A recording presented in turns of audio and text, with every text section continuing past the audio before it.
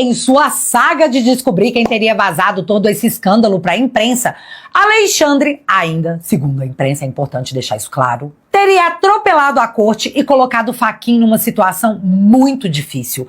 Afinal, ele ressuscitou o inquérito sem fim das fake news, meteu tornozeleira em servidor público no início das apurações, além de ter revelado seus nomes, numa atitude que chocou até o mais passapanista dos juristas. Uma das servidoras presa por Alexandre, porque sim, galera, tornozeleira eletrônica é restrição de liberdade, a punição mais grave de todas. Em depoimento, relatou um álibi. Ela disse que no horário que a acusam de terem violado a privacidade dos magnânimos ou de seus familiares, ela estava em atendimento presencial. E se isso se confirmar, como é que fica? Prendo primeiro, pergunto depois? Outra coisa, o relato pela imprensa é que esses servidores teriam acesso a dados básicos cadastrais.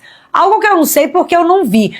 Mas isso não seria facilmente verificável? Como que a Receita acessou o contrato da Viviane com o Master, galera? Como que a Receita teria acessado mensagens no celular do Vorcaro? Como que a Receita saberia que o Alexandre foi até a mansão do Vorcaro? Simples?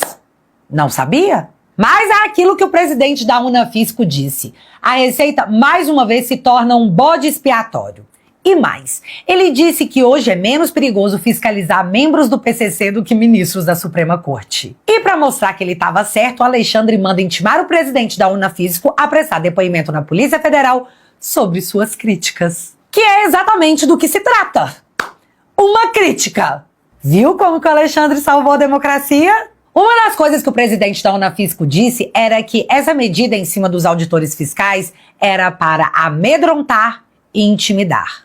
Algo que também se confirmou quando, após ser intimado a explicar por que ele acha que é mais seguro fiscalizar o PCC do que os ministros do STF, o presidente da Unafisco cancelou todas as suas entrevistas. Parece que ele não vai poder mais criticar o Supremo em público. E eu não sei o que o imperador de todos nós achou que ia acontecer. Mas o efeito foi um só. Toda a imprensa chamando a ação de abuso de autoridade, de uma atitude inconcebível, e chamando o Alexandre de xerife. Cara, eu vi a Globo News fazer uma linha do tempo do inquérito das fake news, mostrando como há 7 anos esse inquérito é mantido em sigilo e sai tragando coisas e pessoas. E o mais engraçado é que eles pareciam chocados, tipo, meu Deus, como que isso está acontecendo? Aí, do nada, o esporte favorito de toda a mídia se tornou apontar as vezes que Moraes agiu como vítima, juiz, delegado e promotor. Tem até editorial do Estadão falando sobre isso aí. E no meio dessas descobertas da mídia, uma conversa chamou muito a minha atenção. Eles ainda estavam lá falando do escândalo do presidente da Unafisco ter sido intimado e pelo fato do presidente da Unafisco não fazer a menor ideia do porquê estava sendo intimado. Quando, de repente, o carinha, em plena Globo News, me solta isso aqui. Bicho, presta muita atenção. Essa história toda, desde que surgiu ontem, Sadia, me colocou para pensar numa coisa de um passado remoto que ninguém quer reviver. Me lembrou o IPM. Na época da ditadura, quando a ditadura queria intimidar alguém, abria um IPM, que era inquérito policial militar. A pessoa não sabia do que estava sendo acusado e ficava uma coisa, como é que é a expressão? Pesca probatória. As audiências eram levadas, inclusive, com o ex-presidente da República, Juscelino Kubitschek, João Goulart, e aí ficava ali catando o pelo em ovo para tentar arrumar alguma maneira de enquadrar essas pessoas na nefanda Lei de Segurança Nacional. Quando você não sabia o que estava acontecendo, você era intimado, tinha que comparecer. Não é isso que ninguém quer. Certamente não é isso que o Supremo quer, que o ministro Alexandre de Moraes quer. Agora, não dá para nem cheirar parecer perto, senão acaba dando razão às narrativas bolsonaristas, por exemplo, de extrema-direita, antidemocráticas, apontando isso como antidemocrático. Primeiro seria preciso trazer esse inquérito todo para a luz do dia. Aí a gente vai saber se é preciso continuar com ele ou não, se era para ser colocado um ponto final. Tá, mas antes de eu comentar esse diálogo, eu preciso refrisar novamente que ele só aconteceu porque eles estavam chocados em não saber o porquê o presidente da Unafisco havia sido intimado pela PF. Chocados dele não saber em que situação ele havia sido intimado. Mas olha só, agora nós já temos a resposta para o que aconteceu com o presidente da Unafisco. Tcharam! Ele foi ouvido como investigado no inquérito das fake news a mando de Alexandre de Moraes após ter criticado publicamente a operação determinada pelo ministro Alexandre de Moraes. Cara, eu lembrei daquele meme, STF, vigiar e punir. Não tem ninguém surpreso, tem? Mas tá, voltando no áudio, o cara tá falando que abrir um inquérito sigiloso e chamar pessoas para depor sem que elas saibam do que estão sendo acusadas era uma tática do período militar, que promovia uma pesca probatória para tentar encaixar uma pessoa em algum crime, qualquer um, o que der aí. E aqui, eu tenho dezenas de casos para relatar das vezes que isso aconteceu enquanto a democracia estava sendo salva. Mas com propriedade, eu vou falar por mim.